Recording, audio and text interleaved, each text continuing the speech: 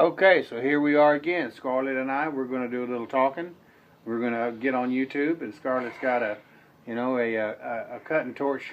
That's her little goggles, or whatever superhero thing she happens to be doing for the day, which I think is fantastic. You know, the wild imagination, they're going to have fun. That's right.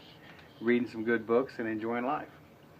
And I think let's not bear ourselves on YouTube videos. Let's go ahead. There you go. Take that off. Whatever the case may be, I'm not sure what all that was about, but I'm sure it was fun.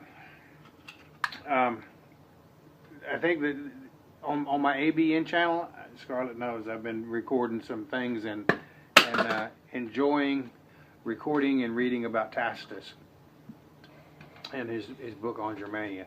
And I got some commentary in there, footnotes, ideas, and thoughts that I think a lot of people will enjoy. That's on. You can find it on social media. abncom.com, along with some of the other books. I mean, it's not too terribly different than some of the things I've written. But there's something that has really captured my imagination lately. Ever since I read, I did a show not long ago on a speech given by H.R.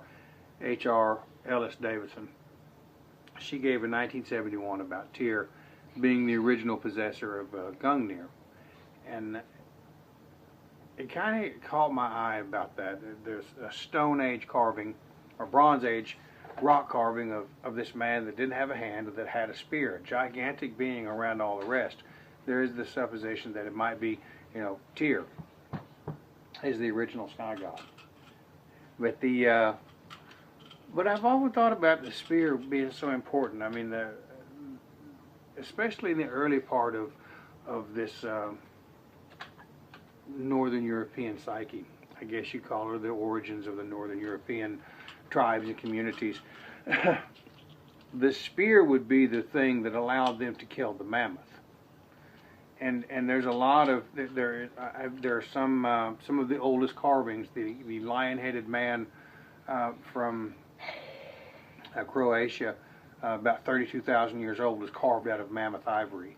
That mammoth was either, I don't know how you're going to herd one of those things off the edge of a cliff, but you're probably going to use a spear to do it.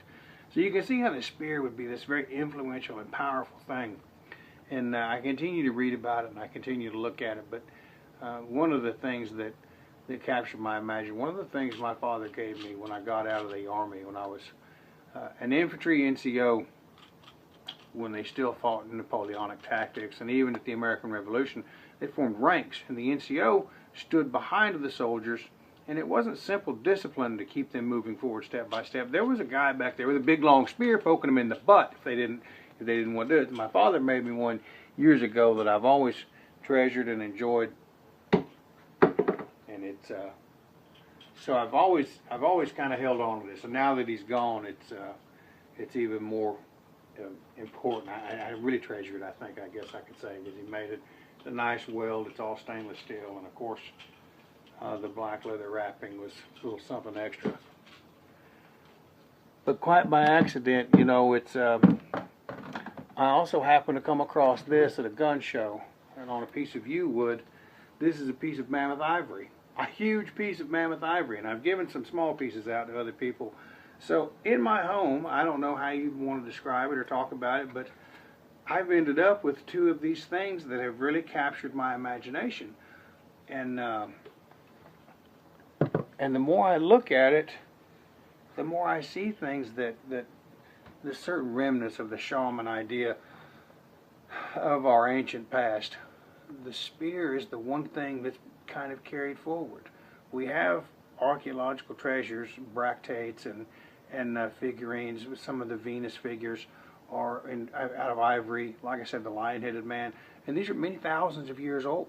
And in that same time frame, the cave paintings, there are images of mammoths and spears. And I think it's very interesting. I wonder how much more research could be done, or what we could look at to really consider the spear to be almost as powerful a symbol as Thor's hammer, as the hammer in opposition to Christianity. Perhaps by that time, the show is on ABN. I think the name of the show is a banner to rally around. because it also supported an emblem or an image or a flag on a long spear. It's just such an important thing, important part of our heritage. I think we need to pay more close attention to it. It would be another very powerful symbol. You know, everybody's got the cross and the fish, but we have the spear and the hammer. That seems pretty cool to me. You know, like the hammer and sickle. We'll make it a spear again. And we're at that time. That's just some thoughts. Me and Scarlett are sitting here, just reading and playing and having fun.